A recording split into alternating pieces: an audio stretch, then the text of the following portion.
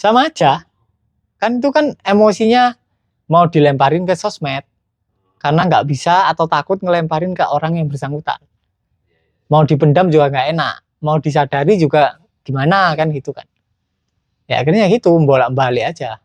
Diutangin terus nggak balik gitu. Tapi ini ya Mas Riko ya, sebenarnya kalau masalah keberlimpahan ini kan Mas Riko sendiri kan juga ada kelas online-nya ya yang tanpa pintu itu ya.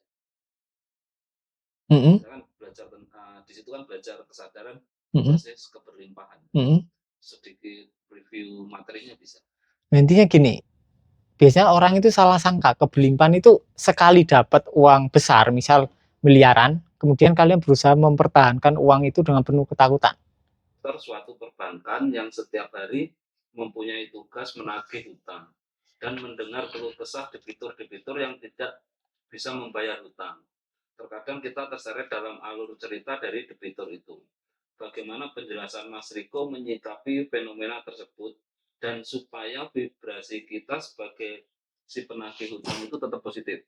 Ya kalau kalian masih terseret ya berarti masih ada pendaman. Kalian masih terikat dengan pendaman kalian terlalu rekat.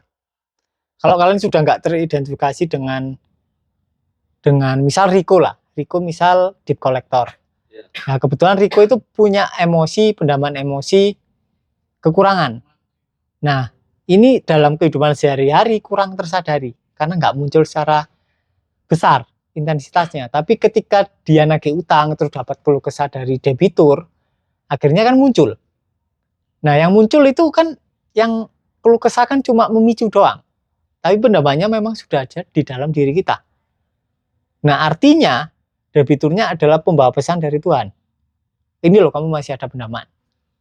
Kemudian ya udah disadari, akhirnya kita tahu bahwa oh ternyata aku bukan yang ini, ya udah lepas kan. Nggak ada lagi pendaman.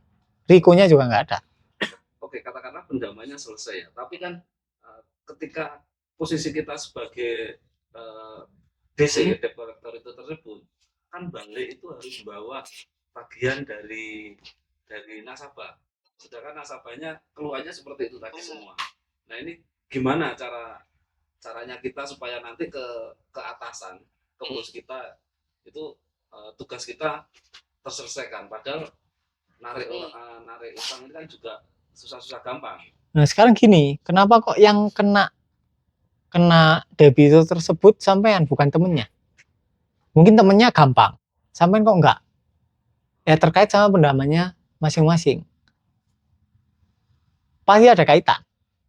Ya karena masih ada pendaman. Itu tadi berarti bisa diterapkan kepada ini ya. Kadang saya tuh melihat story teman-teman itu kan sama seperti yang diceritakan Mas Indra di awal tadi ya. Ada orang yang punya utang juga nulis story di sosmed, orang yang mengutangi pun kadang juga sama, jadi sama-sama. Nah, itu apa bisa diterapkan ke yang itu tadi? Itu misalnya kita ngutangin orang tapi nggak nagih, terus kita pelampiasannya nulis di sosmed. Terus utang tapi nggak pernah tanggung jawab, bla bla bla bla bla gitu. Nah, sama aja dong. Sama aja. Kan itu kan emosinya mau dilemparin ke sosmed karena nggak bisa atau takut ngelemparin ke orang yang bersangkutan. Mau dipendam juga nggak enak, mau disadari juga gimana kan gitu kan. Ya akhirnya gitu, bolak-balik aja. Diutangin terus nggak balik gitu. Tapi ini ya Mas Riko ya, sebenarnya kalau masalah keberlimpahan ini kan Mas Riko sendiri kan juga ada kelas online-nya ya yang tanpa pintu itu ya. Saya kan belajar di situ kan belajar kesadaran basis keberlimpahan. Sedikit review materinya bisa. Intinya gini, biasanya orang itu salah sangka keberlimpahan itu sekali dapat uang besar, misal miliaran, kemudian kalian berusaha mempertahankan uang itu dengan penuh ketakutan. Padahal keberlimpahan adalah aliran non-stop dari pemasukan dan pengeluaran. Jadi kalau kalian butuh ada, dan jauh melampaui kebutuhan kalian. Kalau kalian butuhnya 10 juta, ya bulan ini ada 20 juta. Besok, intinya alirannya terus, nggak stuck. Itu keberlimpahan.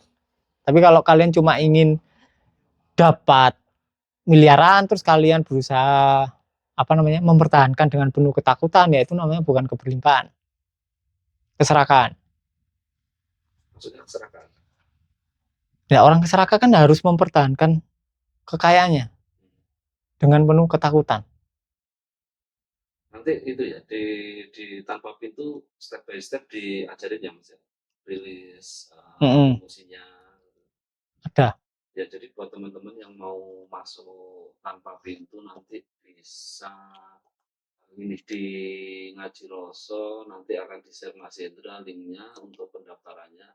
Jadi silahkan yang mau join di situ nanti dibimbing langsung sama Mas Riko sama Pak Joko juga. Dapatkan paket lengkap e-book Lautan Keberlimpahan. Diskon 50%. Masukkan kode promo berlimpah. Hubungi 082231034524.